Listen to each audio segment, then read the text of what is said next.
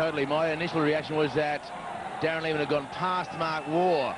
And Gangguly's quite right to ask, but I guess once the umpire's made a decision, Tendulkar, Ganguly, they're all saying, hey, and Mark Waugh's getting involved in the conversation. If I were Mark Waugh, I'd be walking well away from this conversation because he can only lose. If they call for the third umpire, I would suggest that Mark Waugh is in trouble. Now, the umpires are going to confer whether they can actually call for the replay, Green. Well, I mean, the object of the exercise here should be to get it right. This is actually a very significant point.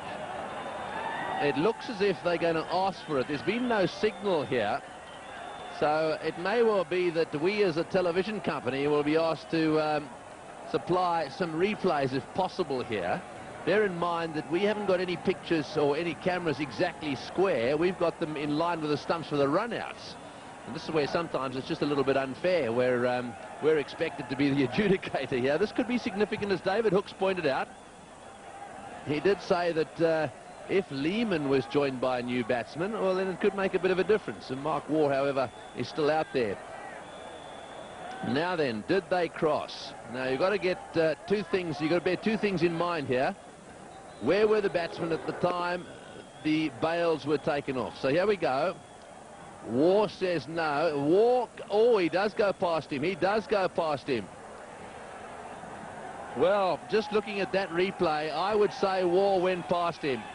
This could be interesting. Lehman may have to come all the way back out here. Waugh was adamant, said, no, I didn't go past him.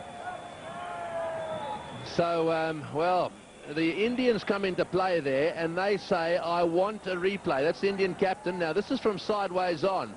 This will tell us the story. Here goes Lehman. The question is, what happens? We see the bails. The bails go off. There's no batsman in play there. There's no doubt someone's out. Well, let's have a look if this angle gives us anything. Your view, David? Oh, look, Mark Waugh, from the naked eye, he went past. And in this situation, from this angle here, will tell you that Mark Waugh has gone past. Now, whether he thinks it is a two-dimensional picture with a three-dimensional situation, that may be the only thing. But look at the shadow of Lehman will tell you. The shadow of Lehman, and Mark Waugh has clearly gone past that shadow. So that's why Mark Waugh, I felt, had to stay out of the argument. Darren Lehman, very much a team-orientated decision. He's just walked straight off. Yes, I think that's what he's done. But I think you're looking at the shadows there. Let's just watch the ball come in. This is going backwards. Now we've got to go forwards and just have a look to see exactly where they get to here. Now the ball's coming in. Watch the shadows. They equal there. And do they go on? A little bit further on. The ball's coming in. Mark Waugh now into a position where his legs come together. There's no doubt in my mind that Mark Waugh is the man out there looking at it that angle. Very close, mind you.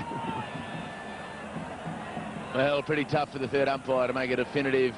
With the angle of parallax law, I guess he had to make that decision, but it looked as though he'd gone past.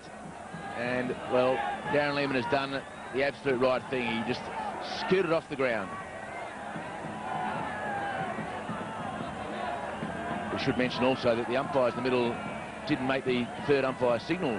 Really, did they? They just picked up their walkie-talkies.